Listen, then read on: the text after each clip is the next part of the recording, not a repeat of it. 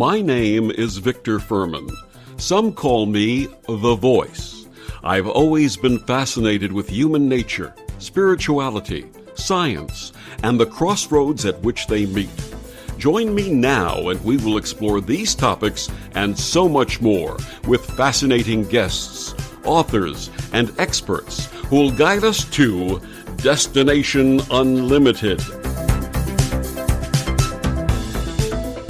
In 1980, the Alan Parsons Project released an album called The Turn of a Friendly Card. The title track, written by Parsons and Eric Woolfson, said, "There are unsmiling faces in fetters and chains on a wheel in perpetual motion, who belong to all races and answer all names with no show of an outward emotion, and they think it will make their lives easier.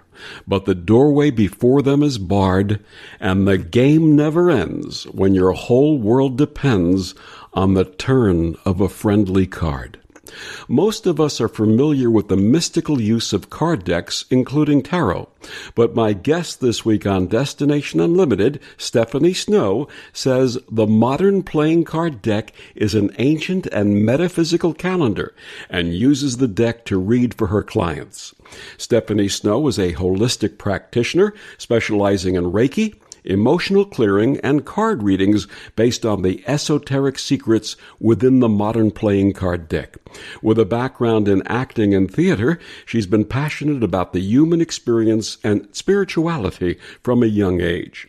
She also brings to her experience as a therapeutic horseback riding instructor and healing work with animals and humans. She's a certified health coach from the Institute of Integrative Nutrition and works one-on-one with clients to shine a light of knowledge on the path of life to align, integrate, and inspire the spirit. Her website is stephaniesnowhealing.com, and she joins us this week to discuss her path and her work. Please join me in welcoming to Destination Unlimited, Stephanie Snow. Good evening, Stephanie. Hi, Victor. Thank you so much for having me. And thank you for joining us this week. You have a fascinating story. So let's start by sharing with our listeners your early path and spiritual awareness. Sure. I guess I've always been interested in spirituality from a young age, and my own interest and different spiritual experiences led me on a quest. I think a huge part of my attraction to acting was trying to understand the human experience, and storytelling specifically as one of the ways we share as humans what it means to be here now is always intriguing. And I think that it took me time before I really started focusing on my spiritual studies, but it's so beautiful to see how everything I went through in my life led me to where I am now. Absolutely. I'm a firm believer in the synchronicities in life, and that when we're on a path and we resonate with synchronicities, with information that people bring to us, it helps us along on that path. But when you were a child, you had started having some ideas, some experiences, didn't you? Yeah, I did. I had to learn, I think as an empath, I had to learn what it meant to be in relationship with my own energetic field. I had to overcome fears about other spiritual dimensions in relationship to my own. A lot of that work had to do with standing in my own power.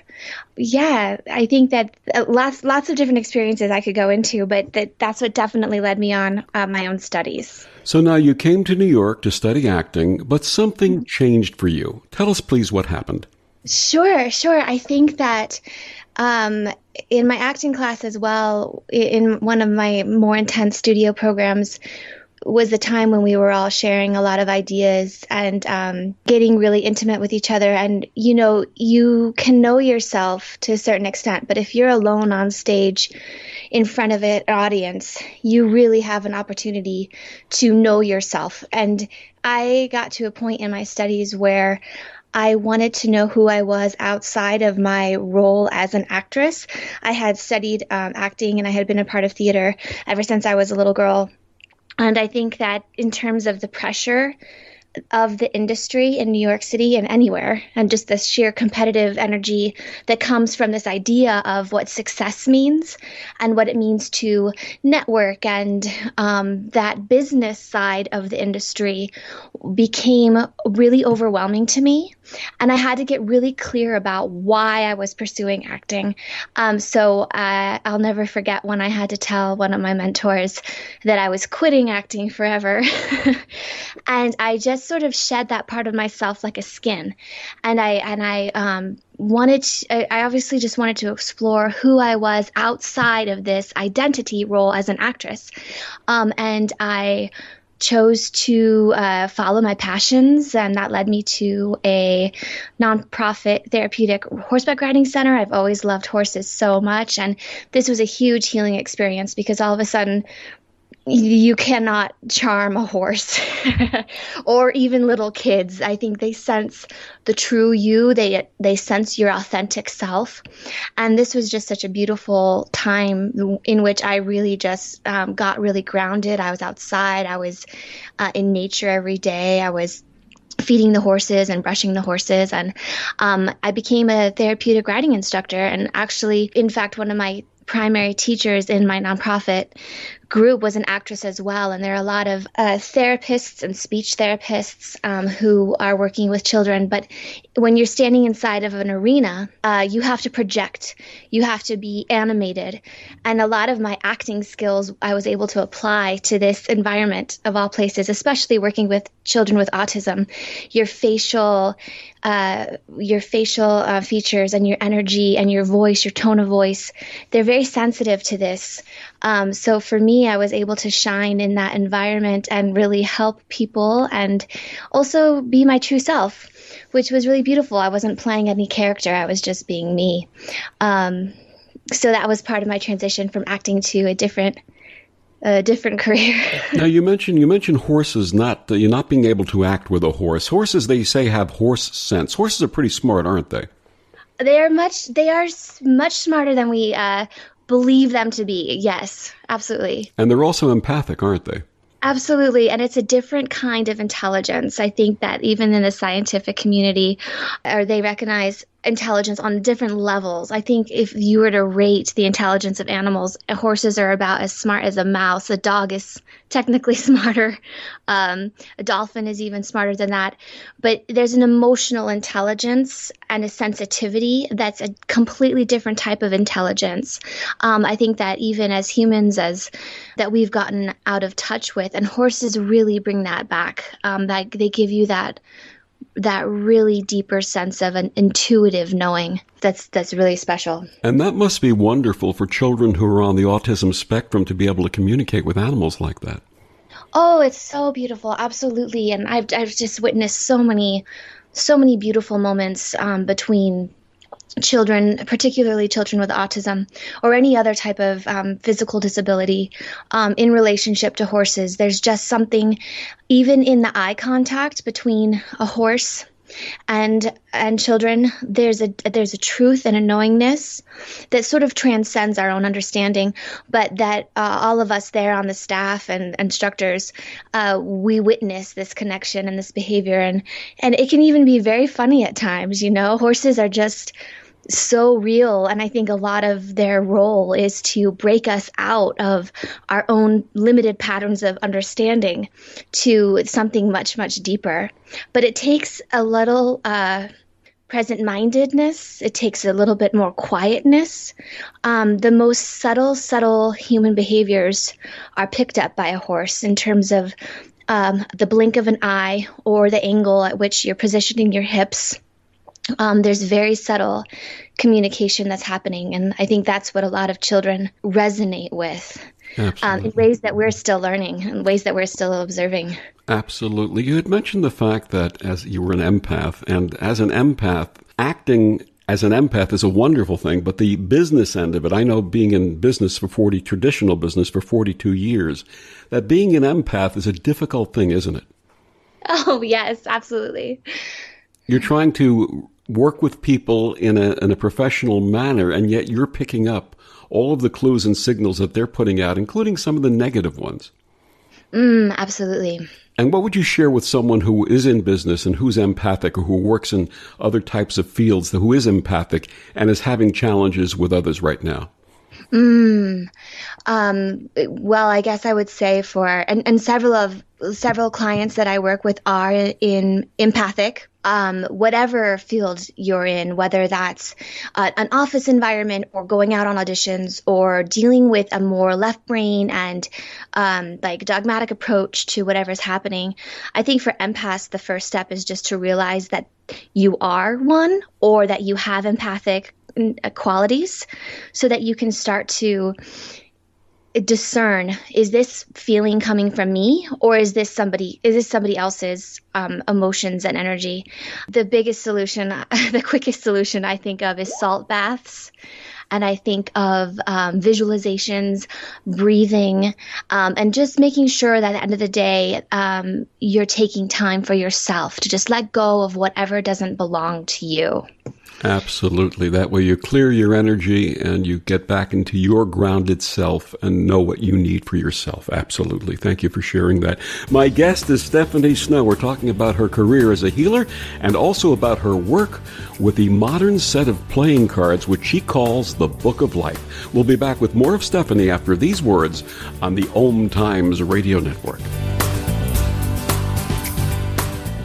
OMTimes Magazine is one of the leading online content providers of positivity, wellness, and personal empowerment. A philanthropic organization, their net proceeds are funneled to support worldwide charity initiatives via Humanity Healing International. Through their commitment to creating community and providing conscious content, they aspire to uplift humanity on a global scale. OMTimes, co-creating a more conscious lifestyle.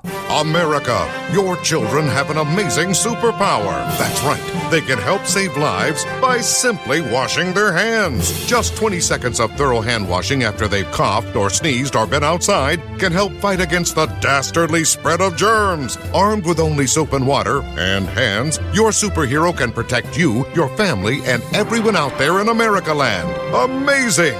Find out more at coronavirus.gov. A message from the CDC and the Ad Council. Hello, I'm Lisa Berry. Join me every Monday at 1 p.m. Eastern Time for Light on Living. A chance to see new, hear different, and feel more as I shine the spotlight on all the ways to lighten the load of life's challenges. Light on Living is your link to that new way you're looking for, that new understanding that will enhance your life, and that positive connection that will support your growth. So join me, and you'll gain insight and start to see things in a new way that motivates you. Hi, this is Bill Maher. I can find humor in almost anything, but one thing I never laugh about is cruelty to animals. If you don't get the joke either, write People for the Ethical Treatment of Animals, 501 Front Street, Norfolk, Virginia, 23510. Hey, Dad, your prescription will be ready in just a minute. Hey, Dad, your laundry will be ready in just a minute. Dad, your lunch will be ready in just a minute.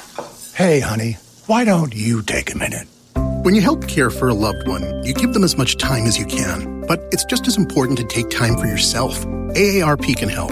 Find free care guides to support you and your loved one at aarp.org/caregiving. That's aarp.org/caregiving. Brought to you by AARP and the Ad Council.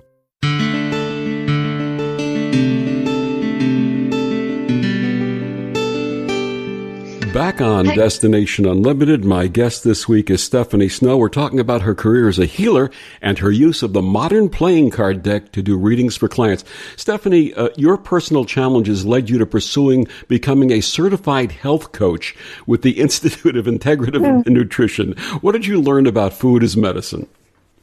Sure. I loved healing my relationship with food in terms of understanding it to be a part of my relationship with life itself, and the way that food can work to reconnect us with the earth, and to just have this conscious awareness of the power of the plants that are growing to feed us and the animals that are giving their lives to nurture us, or whatever your diet beliefs are.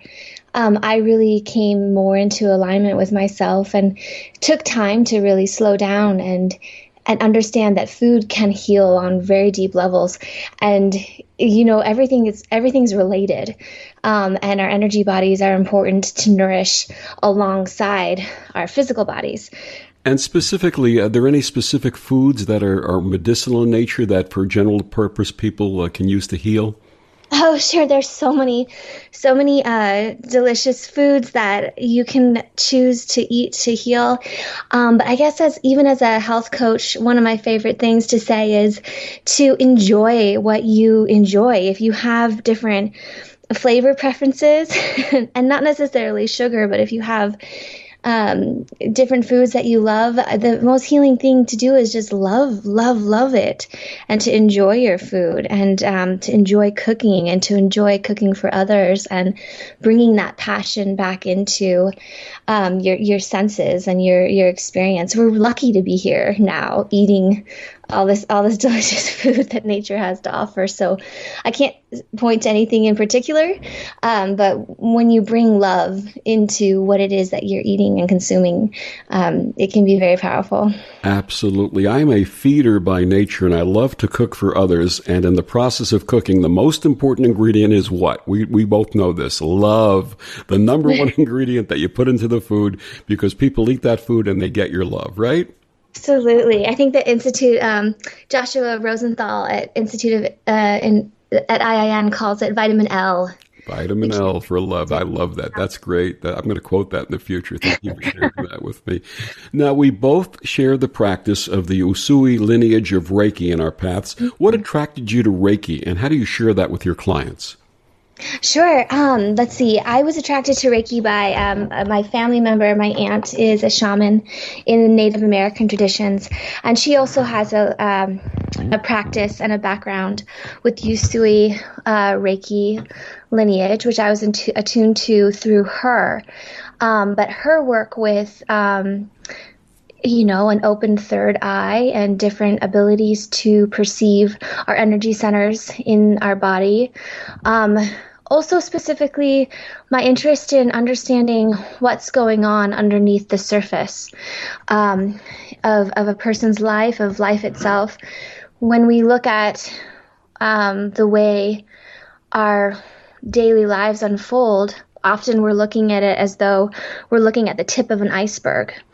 But it's underneath the water that the true huge, like the tremendous power of that huge mass of ice underneath that water is what really needs our attention. So Reiki to me is a way of getting past the surface of what's going on to the core issues, whether that's stemming from a chakra that's out of balance, or a past life trauma, or other relationship dynamics or karma. I think Reiki was what led me, let's say, basically underneath the surface of the water to get deeper. Core issues, when you get to the root of those issues, that's when things in your life can change effortlessly, So that's what attracted me to Reiki. Now, you shared with me that you are expecting a blessed event. In the process of your pregnancy, have you been giving Reiki to your baby? Oh, thank you so much. That's also one of the reasons I'm a little out of breath right now is my lungs literally don't have quite as much breathing room. And yes, that's a beautiful question. I've been giving my baby Reiki all the time and feeling connected to him. This is a male body, however he chooses to express himself. This is a little male inside, and I feel him kicking, and it's been a beautiful time. This is your first child, right? It is, yeah. What a wonderful mother he has. I think you're great, and this is good. This child is so blessed. This young man is going to be so blessed in so many ways. So, congratulations on that. Thank you so much. You also offer Reiki for animals. Now, I've had an experience with that, working with animals also. Do you find that animals have a different response to the energy than humans? Absolutely. So, with animals, funny enough, they're as sensitive, and obviously they're cats in particular, I think, have an ability to absorb negative energy and transmute it.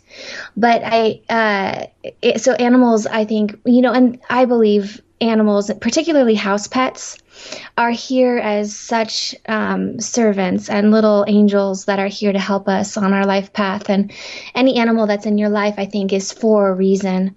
And they're particularly assigned to you in this lifetime. And they know so much more than we give them credit for about what's going on and what's going on with you.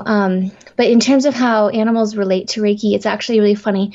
You're working with different parts of their brain and different parts of their spirit. So I think like the animal brain in most pets, they don't necessarily like it. If you're hovering your hands over them, their mental process is maybe more defensive.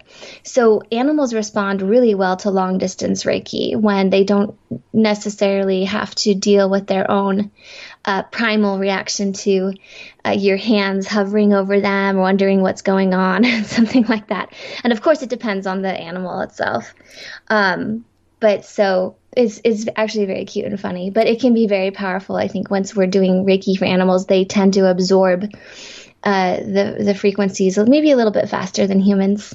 My wife is highly allergic to cats, unfortunately, and also to other animal furs. And years ago, before she and I were together, I had a cat in my life, a cat companion, and I used to call her the Reiki cat because every time I started working with someone, she would jump up on the table right next to the person and take part in the healing process. So I totally get what you're talking about. Yes, even like the scientifically, I think they've studied that the purr itself has healing frequencies, just the sound of the purr. So yeah, that's beautiful. Absolutely. Now you also offer emotional clearing that you learned from the Last Mask Center for Shamanic Healing. What are the biggest challenges in emotional clearing, and what's that practice like for you? Sure. Emotional clearing to me is very similar to internal family systems that's used in traditional therapy by therapists. And it's a way of understanding that we have a way of being in relationship with our emotions. The first step is acknowledging that it's okay and normal to have emotions, and how subconsciously we've suppressed so many of our feelings in our lives, obviously for people who've been through trauma, but also for people just living their day-to-day experience. Like, for example, right now with everything that's happening in our country and with coronavirus, I think that there's a conversation to be had about just taking the time to process different layers of shock, different layers of sadness of being separated from each other, and realizing that it's okay to cry, giving ourselves permission to listen to our bodies, because our bodies are such storehouses of information and like soul knowing and soul knowledge, and we often just cut that off. Our brain often just cuts off that huge part of our human experience. So in emotional clearing work with clients, the first step is being in a place to have a dialogue and a vocabulary to connect and talk, almost like you're talking to yourself. In spirituality, we have so many different parts of ourselves, and our work is to become whole, right? Our work is to become one. So when we start to listen to different parts that are coming up, we can learn so much, and we can grow so quickly, and essentially, we can break bonds of like prisons that we've put ourselves in. We can just open these up, and we can become completely so much more free. Emotional clearing work in that sense is a little dynamic because every person is different, but it's also a way of, when a singular event comes up that causes a trigger response, you could say, like you get upset in the grocery store, or an event happened, that might trigger many different emotional responses. So it's a beautiful technique to sort out which is which. There are layers of anger, or layers of guilt, or layers of sadness. And emotional clearing gives us the tools to make sense of some things that can just feel way too overwhelming. It's interesting that a time in which we are wearing masks to protect ourselves, you studied with the last mask center. Do you see any irony in that? I didn't think about that before. Mm-hmm. The masks that I'm seeing now make me feel really sad. Whereas the shamanic mask is used in different ways, but I'm glad you brought that up. I'll have to reflect on that. My guest is Stephanie Snow. She is a healer and a card reader with the Modern Deck, and we're going to be talking about her card reading after the break. Stephanie, please tell our listeners where they can find out more about you and all of this wonderful work that you do. Oh, thank you so much. My website is stephaniesnowhealing.com. And you can find out more about me there. Wonderful. We'll be back with more of Stephanie after these words on the OMTimes Radio Network.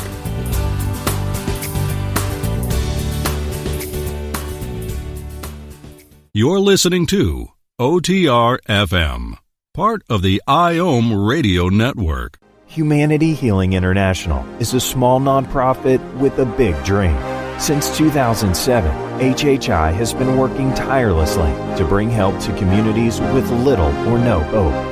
Our projects are not broad mandates, nor are they overnight solutions, but they bring the reassurance that no one is alone and that someone cares.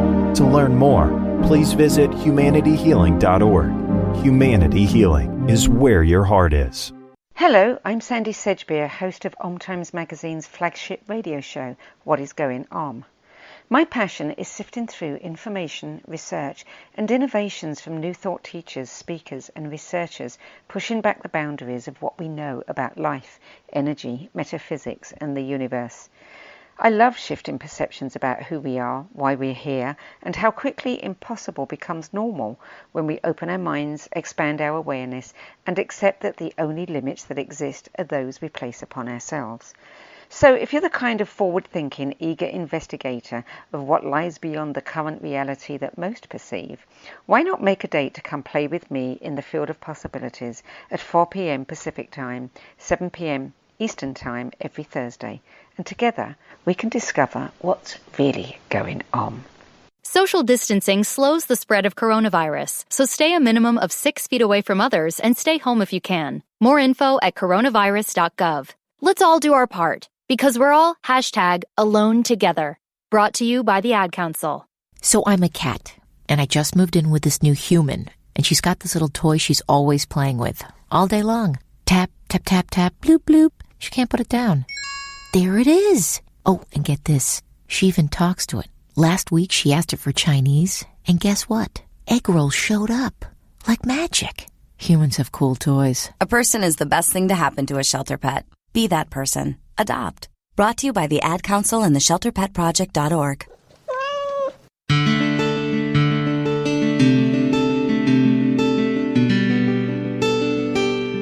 Back on Destination Unlimited, my guest this week is Stephanie Snow. She's a healer, and she also is a reader of the Modern Deck of Cards, and we're going to be talking about that in this segment. So your readings focus on the Modern Deck, which you refer to as the Book of Life. How did you discover the metaphysical aspects of playing cards? Sure. I actually discovered this system of knowledge through my acting class, a studio program that I was in New York City. And several of my friends who are actors were getting readings with my former mentor. His name is Alexander Dunlap. And they said, "Oh my God, Stephanie, you would love this so much. You have to get a reading with him." And I was like, no, guys, I have enough spiritual books to study. I have enough of my own ways of knowing, like the Enneagram and all my other just stuff I love. And I finally got a reading with him. And then we all just began sharing this in class with each other. And in an acting class, you get to know everybody's personalities so well. So we started seeing these energy patterns that we had received in our readings. We started observing these behaviors, and it really became like a think box, or like a place where we all could talk about this together, and we could just see it happen before our eyes. And so that's how I got introduced to the playing cards as a way of understanding my own personal energy. Now, you say that the playing card deck is a book without covers and that it's an ancient and metaphysical calendar. Please explain. Sure. So many people don't know that the modern playing card deck is actually an ancient calendar. There are 4 suits. There are 4 seasons. There are 13 cards per suit. There's 13 weeks per season. If we numerically add the entire value of the deck together, counting the jacks as, jacks is 11, queens is 12, kings is 13, which would be their value, right? Their number. If we add the entire deck together, we get 365 and 1/4. Wow. I never knew that. That's amazing. Yeah, which accounts for a leap year. The Joker, the value of the Joker as 1 and 1/4, gives us that leap year in there, which the Joker is himself.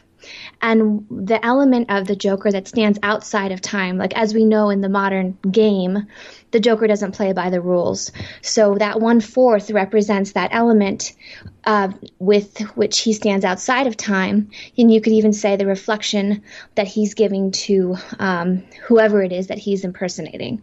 So the calendar system is very scientific. You can analyze the numbers in so many different ways, and we basically have a calendar. And I just realized it's 52 cards, so it's 52 weeks. 52 weeks. Wow. Absolutely. 52 weeks, and we have the 12. The 12 court suits represent the 12 months of the year. Right. And you can keep unfolding the deck that way. And the system is very much numerically like a rabbit hole. Unlike the tarot or any other oracle readings, the cards move with you throughout your personal calendar year, so that our years are broken up based on the planets. The planetary influences. Our year is broken up into different 52 day karmic cycles. Wow. So, for example, right now I'm in my Jupiter period, and it's based on your birthday. It's based on your date of birth. So every day in the calendar year, we have a different card at play, and this card is based on sacred geometry and numerology. And people say, well, why is the sky blue? I can't say why.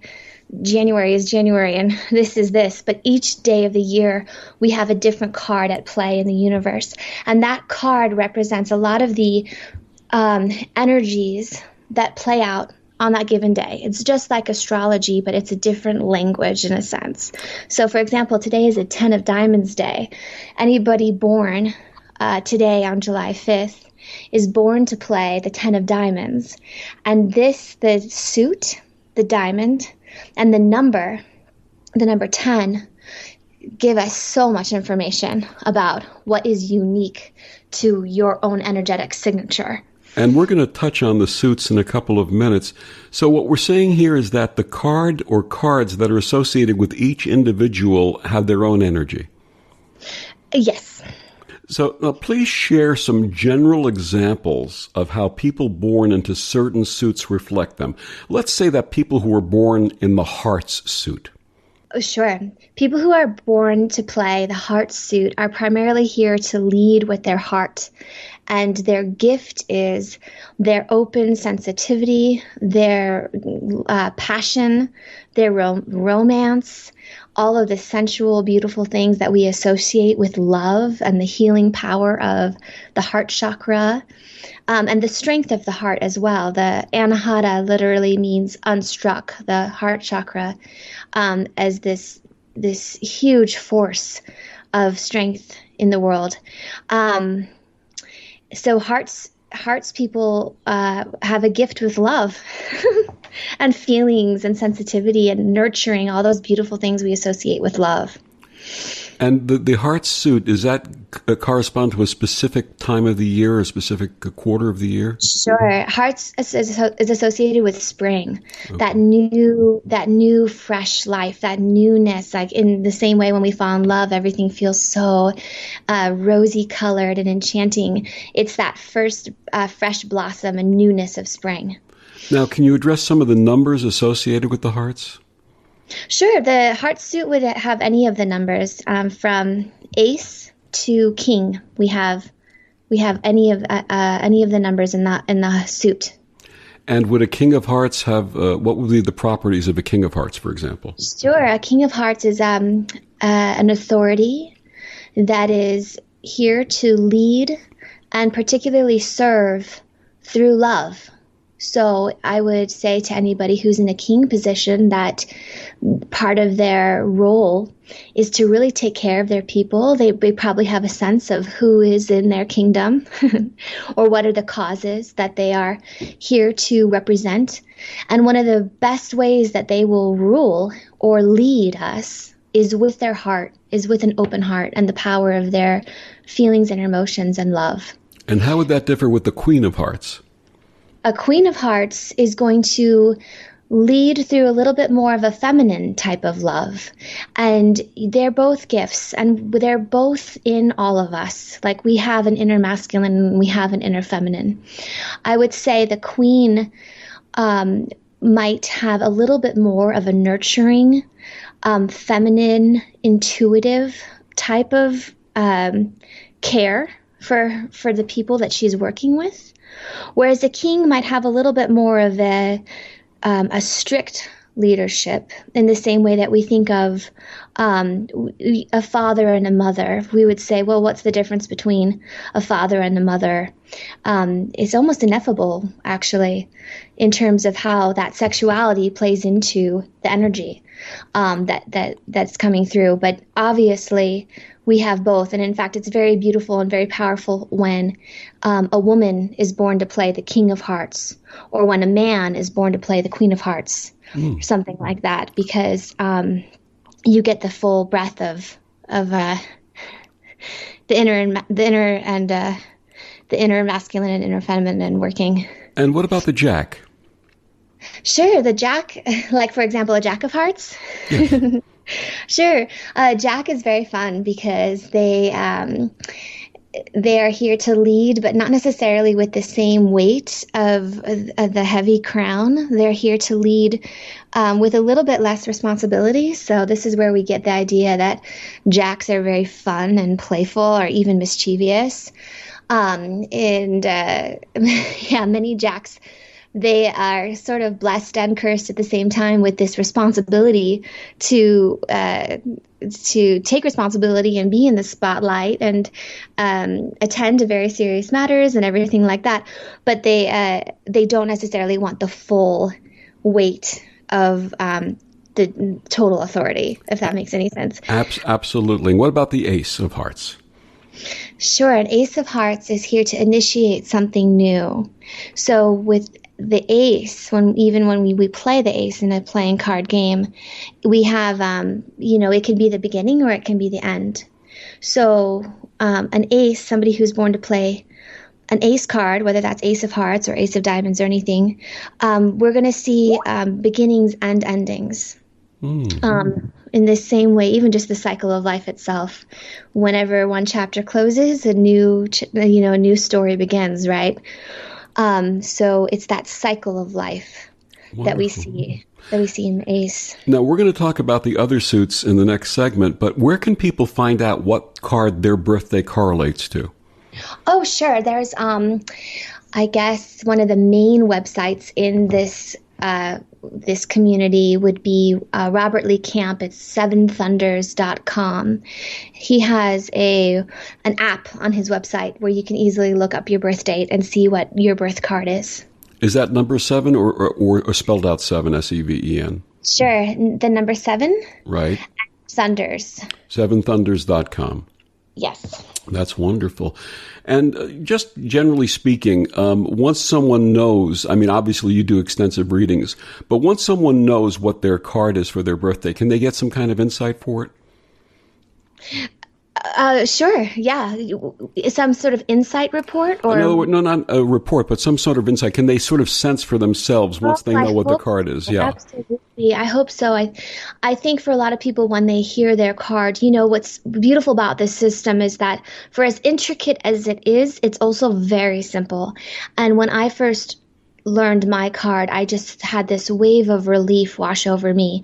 It was an energy that I recognized that was very unique to me, and only I could truly understand what that meant and how that was playing out in my life. So I hope that people recognize themselves when they hear their card to play.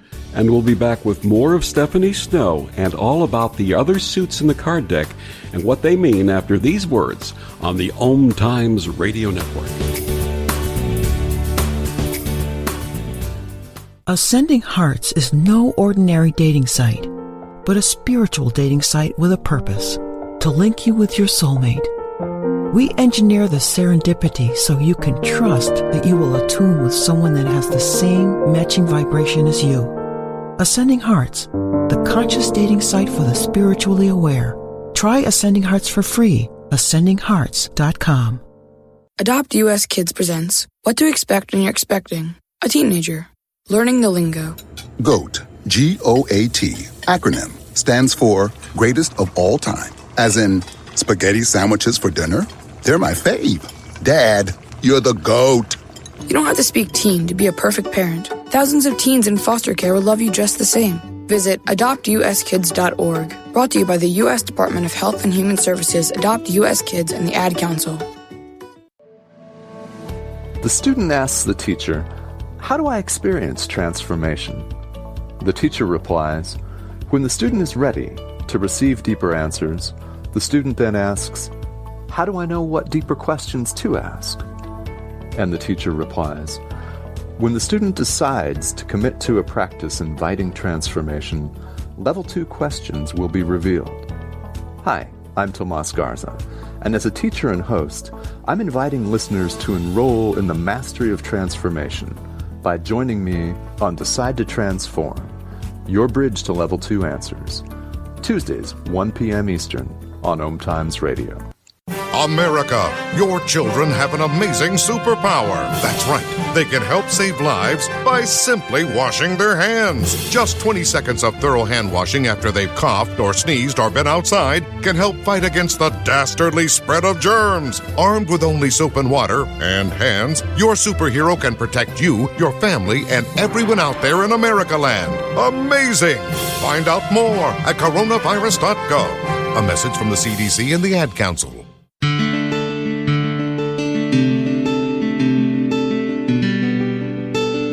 Back on Destination Unlimited, my guest this week, Stephanie Snow. We talked about her healing path, and now we're talking about her work with the modern playing deck of cards.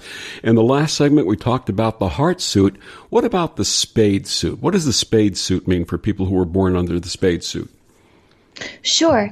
The spade suit literally represents our third eye or our pineal gland. The acorn itself is a representation of the third eye. So when we're looking at people who are born to play the spades, we're looking at an open ability to perceive the world and consciousness itself. So these are the dreamers and the doers. These are the visionaries and people who are perceiving reality on very open levels. So let's look at the King of Spades. Okay, sure. The King of Spades is one of the most powerful cards in the deck. And when I say powerful, I mean in their ability to serve and lift up others. We have the phrase, the chief eats last.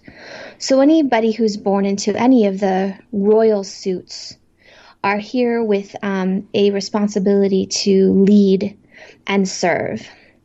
The King of Spades in particular is going to lead through his consciousness. And whether that's coming from an intuitive place or whether that's coming from his ability to see dreams or other visions. The King of Spades is going to reach into very deep levels in order to help and uplift others. And the Queen.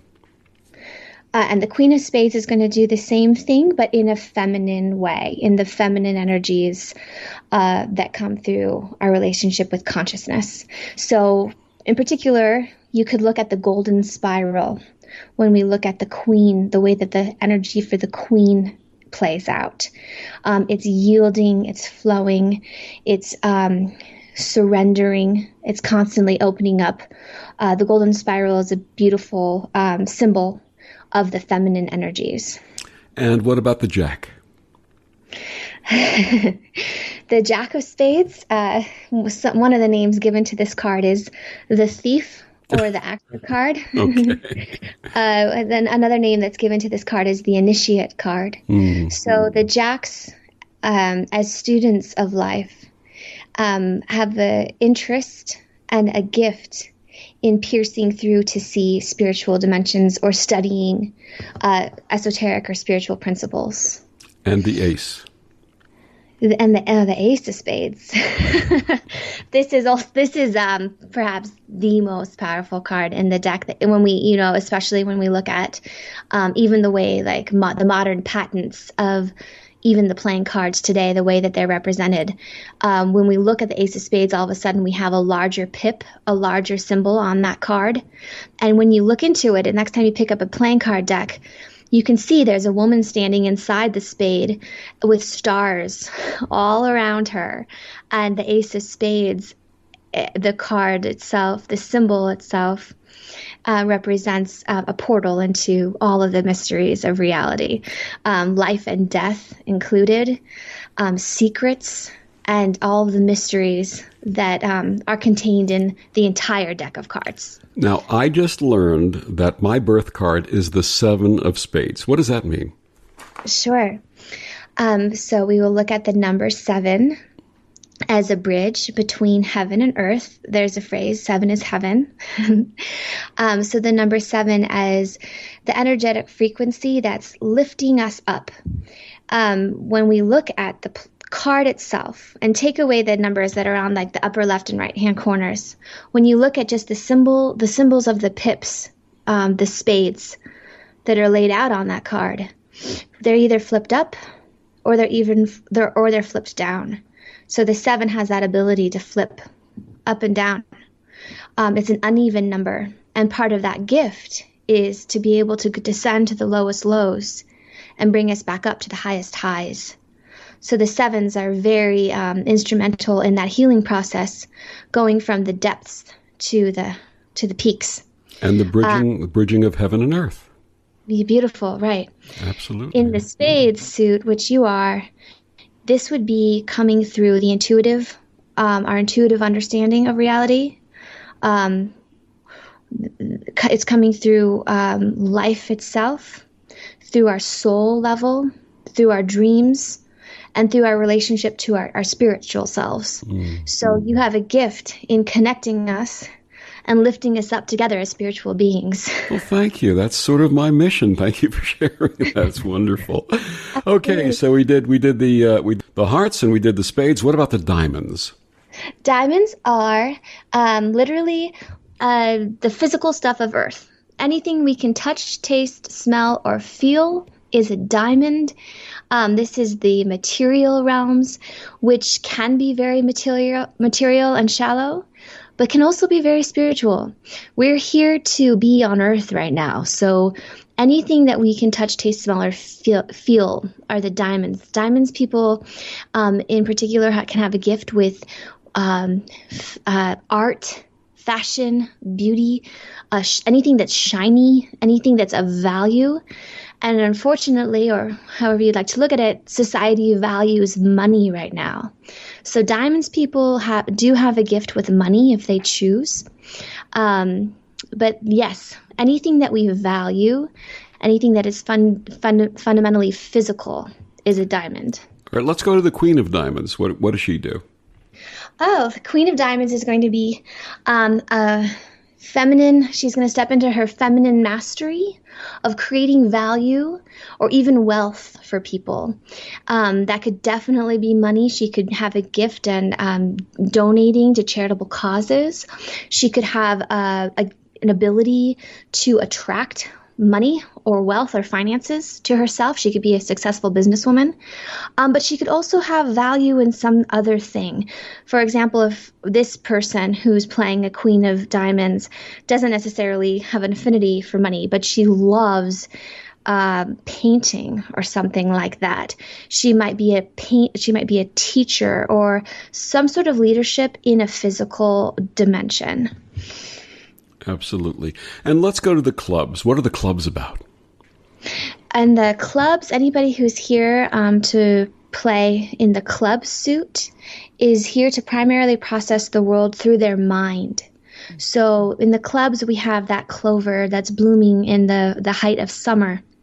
And that is the knowledge and the gift that we have as humans to understand and to know and perceive. So clubs, we're looking at thoughts, language, words, communication, intellectual understanding, and knowing, the desire to learn and grow. And the Ace of Clubs? Sure, the Ace of Clubs could come onto the scene with a lot of ideas that can spark a movement. That big bang of the thought process where you just get like an aha moment, like it comes out of nowhere. And now you have this idea that as a seed that's given life, that is meant to grow and grow. So the aces spark a new movement. With the clubs, it would be like a spark of a new thought. And again, for folks wanting to find out what their birth card is, they can go to seventhunders.com. Is that correct? That's correct. Wonderful. You say that the cards teach us not to become attached to a single outcome. What lessons do they offer us? That's beautiful. Exactly. So, and especially when we're doing card readings for your year. And just to emphasize for a moment, we have our birth card, but we also have a yearly card. We have a 52-day cycle card. So when I do readings for clients, they're often interested in what's going on for them in their life right now, whether they're in their Mars period or their Jupiter period or their Saturn period of their life, which is a part of this system of knowledge that just kind of unravels, almost like a clock or a calendar that's very personal to you. Often we're looking at how these patterns are playing out. So when we look to the cards to see what lessons are up for us in our lifetime, this is where the card system, as like cartomancy or the Devil's Picture book, in history, when we look at how the cards were used by the gypsies and fortune tellers, what we're looking at is a very beautiful system that can reveal your life path, but in a way that doesn't give away any answers. It's very much up to you to create your own destiny. And when we look at one card, there's many, many different meanings to just a singular card. They're so multidimensional. And you also say that the Tao of the deck teaches us that our biggest strengths are also our biggest weaknesses, and vice versa. What can we learn from this? Oh, absolutely. So the Tao of the deck is just a phrase that I coined that I feel like kind of encompasses the way that these cards are meant to play with us. They're very much like fairies, like giving us little glimpses of reality and then taking it away. So and that's how it is with life. Like the second you think you know what your life is going to be like, or what you think it's going to be like, it changes, right? The cards, even inside of all of these dimensions, remain a guiding light to giving you the key lesson or the key meaning behind something. And this is where as well, with a birth card, your biggest strengths are also your biggest weaknesses. And with looking at discerning specific outcomes from the cards, they teach us to be unattached, because we don't know how it might play out on the surface. But if we can get to the core of what that lesson meant to teach us, we can feel like a lot of peace, and we can feel a lot of self-knowing, kind of like we're on the right path. Stephanie, at this time of unprecedented challenges, what would your reading suggest about the path we're taking as a people, a nation, and the world? Sure. Collectively, just in my perspective, I think that we're seeing on the surface a lot of upheaval and a lot of significant changes and traumatic events and very, very scary realities and potentials that are going on in the world. Obviously, we've all been hit by COVID-19 and a lot of turbulence in the world right now. In individual readings with clients, there's always I don't want to say silver lining because that sounds really simplified, but there's always a deeper meaning that we can see. And I think there's always a deeper healing that we can tap into together. For as much as these events have caused us complete panic and stress, and for as much as they've driven us apart, they've also driven us together in new ways, and made us appreciate how much we value each other, how much we value each other's health, and how much we are in this boat together. So in individual readings with clients, what I'm able to look at is, what does this mean for you right now? What can you bring to the table to help the cause? Or what can you do in your personal life to soothe yourself or help yourself understand and process these events in a way that's very clear? Stephanie, thank you so much for joining us and sharing this wisdom. Please tell our listeners one more time how they can find out more about you. Oh, thank you so much, Victor. It's been such an honor to talk with you. And if anyone would like to learn more about me and my work, my website is stephaniesnowhealing.com. And I love peering under the surface of someone's life to see what's really going on, and getting to the core root of your deeper energy body, your deeper desires for life and healing, whether that's through Reiki or emotional clearing or card readings. This is my favorite subject, and I would love to dive into it all with you at any time. And thank you so much for joining us, and best wishes on your upcoming blessed event. Thank you so much. Thank you so much, Victor. And thank you for joining us on Destination Unlimited. I'm Victor, the Voice Fuhrman. Have a wonderful week.